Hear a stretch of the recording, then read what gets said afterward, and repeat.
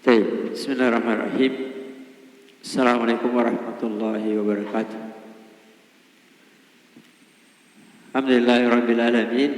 Assalatu wassalamu ala asyrafil anbiya'i wa imamil mursalin nabiyina Muhammadin wa ala alihi wa ashabihi wa man tabi'ahum bi ihsanin ila yaumiddin. Amma ba'd. Alhamdulillah, ikhwani fillah rahimakumullah. Pada pertemuan tadi sudah disebutkan bahwa hati itu adalah asal, sehingga semua ucapan, perbuatan yang diperintahkan oleh Allah untuk berbuat ketaatan, maka yang paling pertama harus tunduk adalah hati. Karena itu di antara perkara yang paling penting untuk selalu dijaga adalah menjaga keselamatan hati. Menjaga keselamatan hati dari berbagai macam penyakit hati dan hal-hal yang bisa merusak hati. Dan Allah Azza wa Jalla hanya menerima hamba-hambanya yang datang menghadap kembali kepadanya dengan hati yang selamat. Nah, hati yang selamat adalah hati yang selamat dari kesyirikan, ya, selamat dari keraguan, selamat dari segala hal yang membuat Allah murka, selamat dari terus-menerus di atas bid'ah dan kemaksiatan. Karena manusia tidak ada yang selamat dari dosa, ya, tapi yang dimaksud selamat, ya, selamat untuk tidak terus-menerus di atas dosa. Nah, untuk mencapai keselamatan itu, seseorang atau seorang hamba harus selalu mengganti dari yang merusak itu dengan apa yang membuat hati selamat. Jadi hati yang selamat, selamat dari kesyirikan, maka hatinya harus selalu dipenuhi dengan keikhlasan. Dan itu selalu orang diingatkan untuk berbuat ikhlas sepanjang saat, sepanjang waktu. Tidak dibatasi dengan waktu tertentu atau amalan tertentu. Ya, karena kapan dia tidak mensifati hatinya dengan keikhlasan, maka dia akan masuk ke dalam kesyirikan. Kemudian hatinya harus selalu penuh dengan keyakinan supaya tidak terjangkiti dengan penyakit yang namanya keraguan. Ya, harus selalu yakin. Iya, kemudian supaya tidak terjerumus ke dalam hal-hal yang dimurkai oleh Allah, ya, maka hatinya harus selalu menyambut hal-hal yang membawa kepada ketaatan. Jangan dia lalai, jangan dia terpedaya. Taat di atas pengagungan kepada Allah, pengagungan kepada syariat Allah Azza wa Jalla. Nah, maka kesimpulannya, hati yang selamat itu ketika segala keinginannya, segala kecintaannya, tawakalnya, rasa takutnya, dan seterusnya dari berbagai macam amalan hati, ya dia tujukan hanya kepada Allah Azza wa Jalla. Kalau dia mencintai, dia cinta karena Allah. Kalau dia marah, membenci, ya benci karena Allah. Kalau dia memberi, ya memberi karena Allah. Kalau dia menghalangi, dia juga menghalangi karena Allah Subhanahu wa ta'ala. Itulah yang selalu dikatakan syarat diterimanya amalan, itu yang selalu diulang-ulang. Syarat yang pertama harus ikhlas. Ya, ikhlas. Karena kalau tidak ikhlas, maka hatinya akan sakit. Orang yang riya, orang yang sum'ah, orang yang menginginkan dari berbagai macam urusan dunia dari ucapan dan perbuatannya, nah itu menunjukkan hatinya yang sakit. Bukan amalannya yang sakit, tapi hatinya yang sakit. Kadang-kadang amalannya bagus, sehat, bahkan kadang dipuji orang, ya kadang disambut oleh orang. Tetapi ketika yang menjadi pendorong dari amalan itu hati yang sakit karena bukan diinginkan untuk Allah, ya maka dikatakan hatinya tidak selamat, hatinya sakit. Maka nanti amalan itu juga dinilai oleh Allah sebagai amalan yang sakit, walaupun dinilai oleh manusia amalan yang ya baik-baik saja, bahkan kadang dianggap manusia amalan yang terbaik. Ya, yang kedua, antara syarat amalan adalah ittiba'ur rasul. Ittiba'ur rasul. Jadi semua amalan tadi yang asalnya dari hati, maka yang menghukumi amalan itu, yang sedikit maupun yang banyak, yang kecil maupun yang besar, itu adalah Rasulullah Sallallahu Alaihi Wasallam. Ya, maka orang yang hatinya sehat, maka dia tidak akan mendahului Allah, ya, tadi sudah, tidak akan mendahului Rasulnya,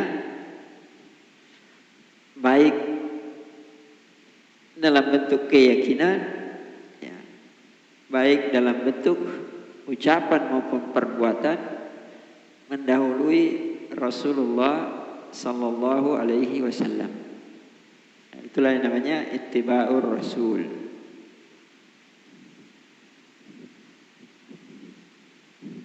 Ya, jadi orang yang ingin hatinya selamat, maka dia juga menjadikan hakim dari seluruh ucapan dan perbuatannya, termasuk juga keyakinannya, adalah Rasulullah Sallallahu Alaihi Wasallam.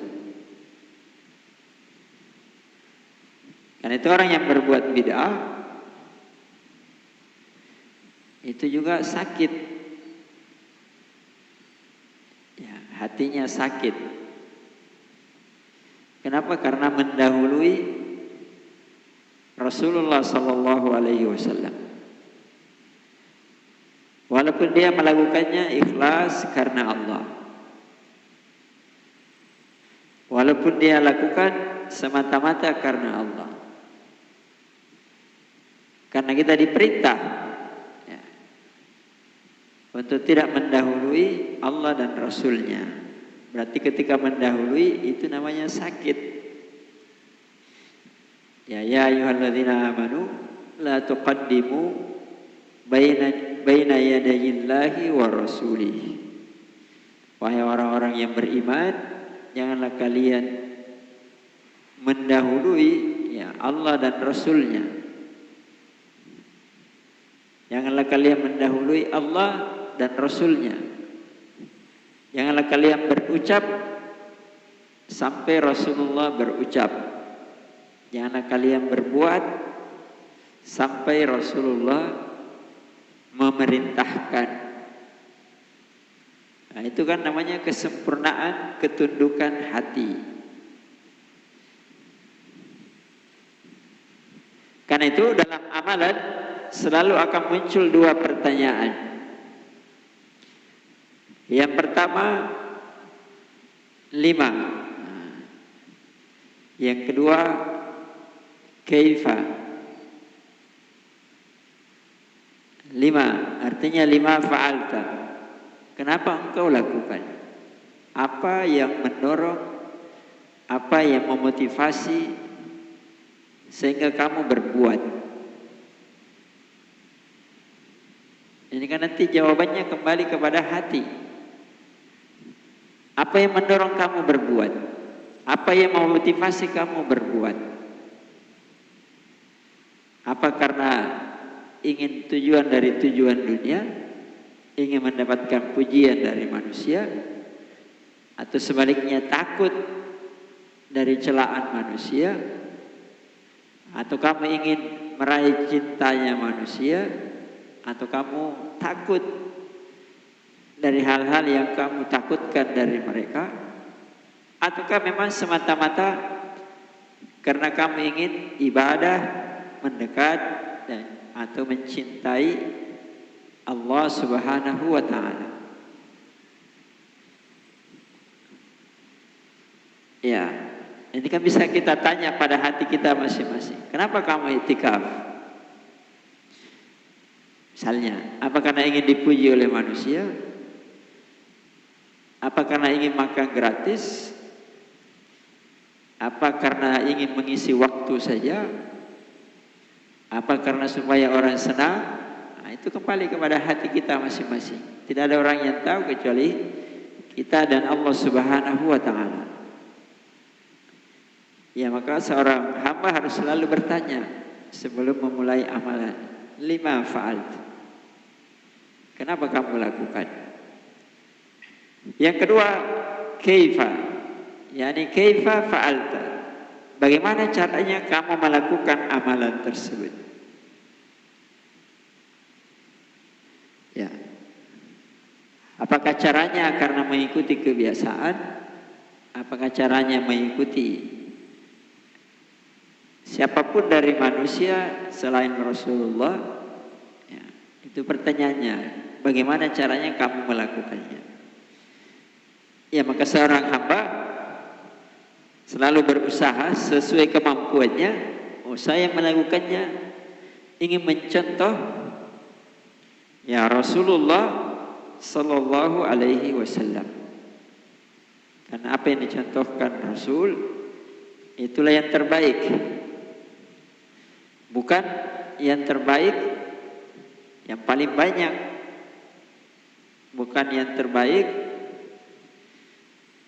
yang paling sedikit, bukan juga ya. Tapi yang paling baik adalah apa yang dicontohkan dan disyariatkan oleh Rasulullah sallallahu alaihi wasallam. Nah, karena itu tidak semua amalan yang boleh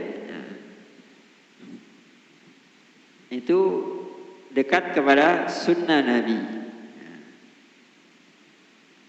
Kadang-kadang ada amalan secara hukum, ya boleh-boleh saja sah, tapi tidak mendekati atau mencocoki ya sunnah Rasulullah Sallallahu Alaihi Wasallam. Itulah yang kadang disebut oleh para ulama dengan dikatakan ini amalan khilafus sunnah, ya, menyelisihi sunnah walaupun sah, walaupun misalnya ya boleh. Misalnya sekarang orang umroh, apalagi di bulan Ramadan, pahalanya sama dengan pahala haji. Tapi sebagian orang kan umroh satu kali perjalanan, umroh berkali-kali. Ya umroh berkali-kali. Ketika sudah di Mekah, sudah umroh, besoknya dia pergi lagi umroh. Besoknya dia pergi lagi umroh sampai dia pulang. Ya sebagian ulama mengatakan amalan itu boleh-boleh saja, mumpun dia di tanah haram. Tapi tidak ada sunnahnya dari Nabi, dari sahabat yang melakukan seperti itu. Ya artinya secara fikih amalan itu dibenarkan sebagian ulama, tetapi tidak mendekati sunnah Nabi. Ya, sunnah Nabi hanya sekali umroh saja dalam sekali perjalanan. Nah,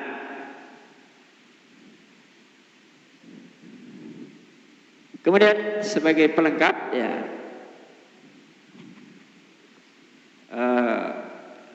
hati yang selamat itu punya tanda-tanda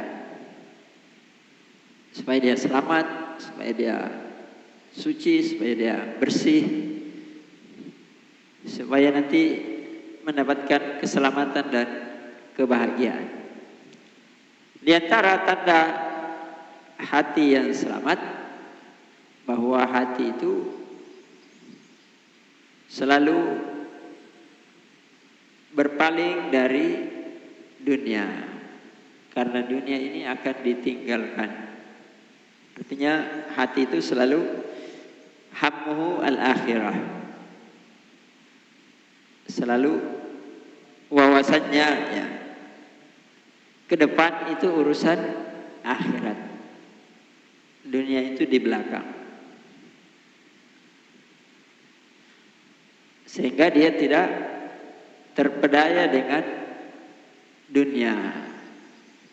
Bukan berarti tidak dicari dunia, bukan. Kalaupun dicari,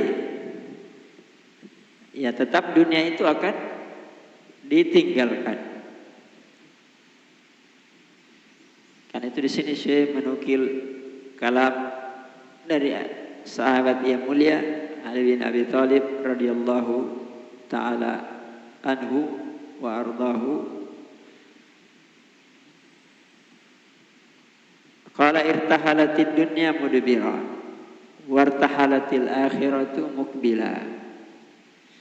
Ya dunia itu berputar sesuai dengan apa yang Allah tentukan. Mudbira artinya dunia ini berputar semakin ke belakang, bukan semakin di depan kita, tapi semakin di belakang. Akhirat ini berputar, ya, karena kita akan melakukan amalan akhirat, tapi amalan akhirat ini kita akan dapati nanti, kita akan jumpai nanti. Kalau dunia walaupun kita dapat, kita akan tinggalkan di belakang kita. Likulli wahidatin minhuma banu. Dan setiap satu di antara keduanya, maksudnya dunia dan akhirat itu masing-masing punya banun, punya pendukung. Ya, punya pendukung. Fakunu min abna'il akhirah. Maka jadilah kalian sebagai anak-anak akhirat, pendukung-pendukung akhirat. wala takunu min abna'id dunya, dan janganlah kalian menjadi pendukung-pendukung dunia.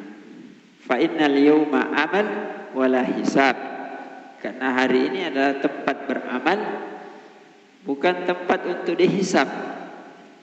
Wa qadan, tapi besok maksudnya akhirat, hisabun, tempatnya dihisab, wala amal, dan tidak ada lagi tempat dan waktu untuk beramal.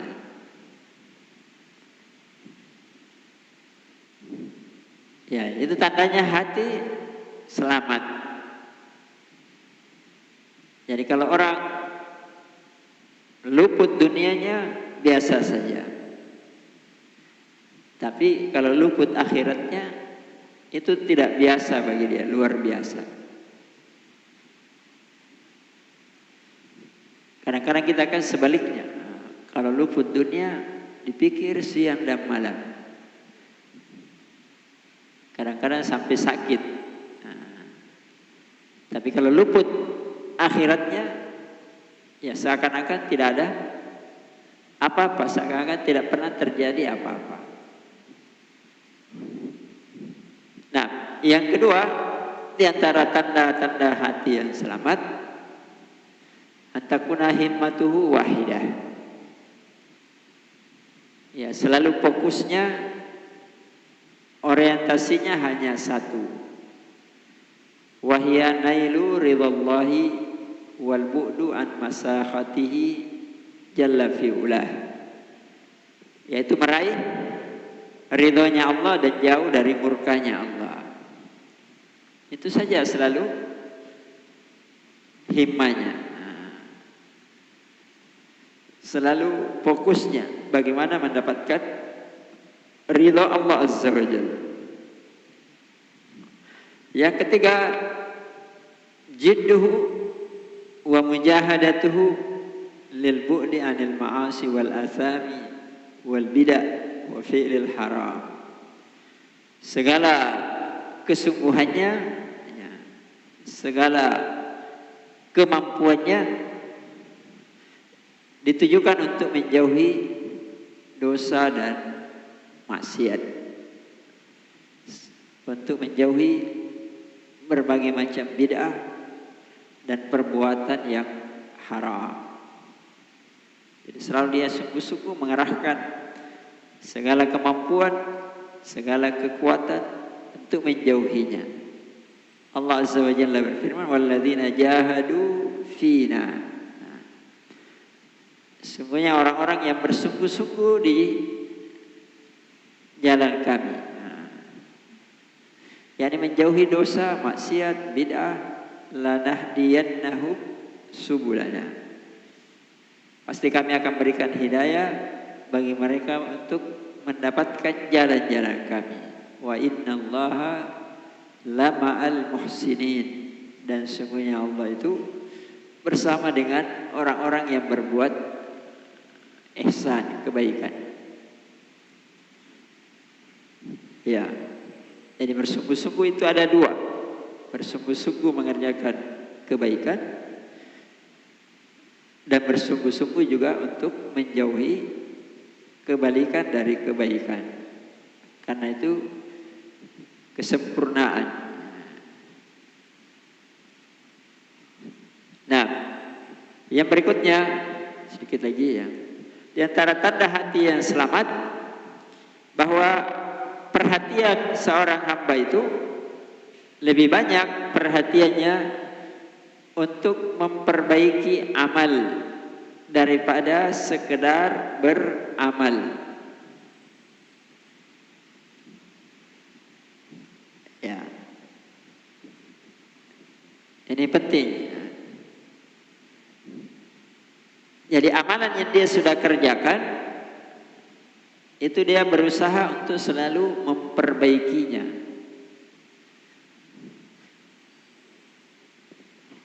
Kalau yang kurang ditutupi, yang sudah baik perbaiki lagi. Ya. Kalau sudah bagus, semakin bagus, dan seterusnya. Jadi bukan perhatiannya hanya sekedar yang penting beramal. Ya itulah tadi, bagaimana selalu memperbaiki hatinya, selalu jujur kepada Allah, selalu dia beramal dalam rangka ibadah kepada Allah, dan selalu dia mendidik dirinya bahwa begitu banyak nikmat yang Allah berikan kepada dirinya, sementara dirinya ini selalu kurang dalam mensyukuri nikmat Allah. Ya, selalu kurang. Jadi selalu menuduh dirinya kurang bagus, kurang banyak, kurang dan kurang terus. Karena biasanya sulit bagi siapapun memperbaiki diri kalau dia selalu merasa sudah baik. Merasa sudah baik. Tapi akan selalu muncul untuk tampil lebih baik kalau selalu dia merasa kurang.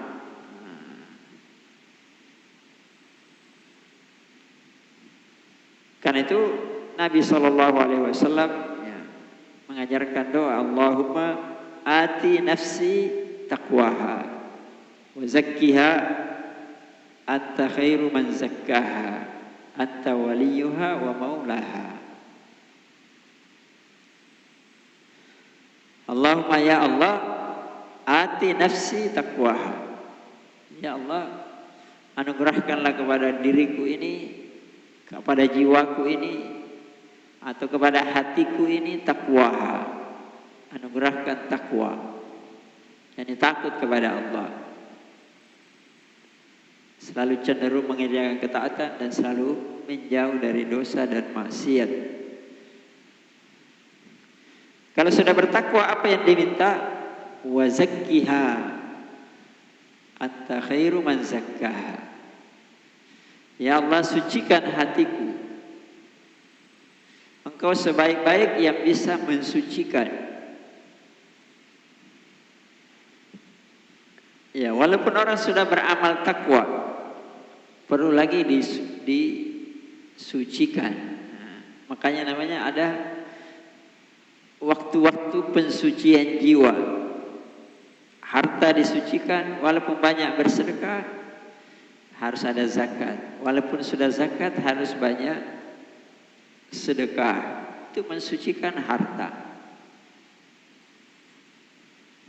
Ya, ada namanya bulan Ramadan, dan di akhirnya 10 terakhir ada namanya i'tikaf, supaya bisa lebih suci daripada kalau tidak i'tikaf.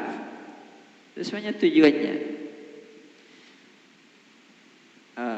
Dia tempuh sebabnya supaya bisa lebih suci. Ada Syekhul Islam Ibnu Taimiyah rahimahullah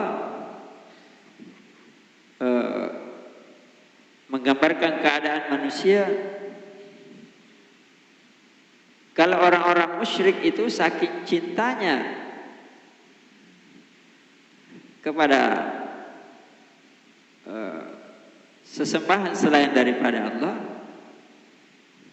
maka dia datang kepada sesembahan itu i'tikaf juga. Kan i'tikaf. Coba lihat ahli kubur datang. Ya, kadang datang sebelum sampai di kuburan dia harus jalan. Tidak boleh berdiri, harus jalan. Apa itu? Jalan duduk.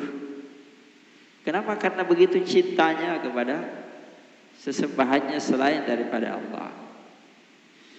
Kalau orang yang suka dosa, maksiat, atau suka dunia, mereka juga i'tikaf dengan dunianya. Coba lihat orang kalau pesta dunia, pesta narkoba, pesta perempuan, ya mereka juga nikmati senikmat-nikmatnya. karena merasa itulah yang paling enak bagi jiwanya. Ya. Makanya kalau dia orang mukmin, maka yang paling indah dan paling enak dari dirinya adalah imannya. Maka disuruh itikaf untuk menyempurnakan keimanannya, karena itulah yang paling dia cintai dan senangi imannya. Maka dia ingin puncak dari keimanannya itu, itulah itikaf. Ya, itu tujuannya. Ya, wa zakkiha anta khairu man zakkaha anta waliyuha wa maulaha. Ya, kau ya Allah yang jadi penolong hatiku, wa maulaha, dan maula dan hatiku hanya tunduk kepadamu. Ya, kamu yang memiliki hatiku dan engkaulah sebagai tempat hatiku mengabdi.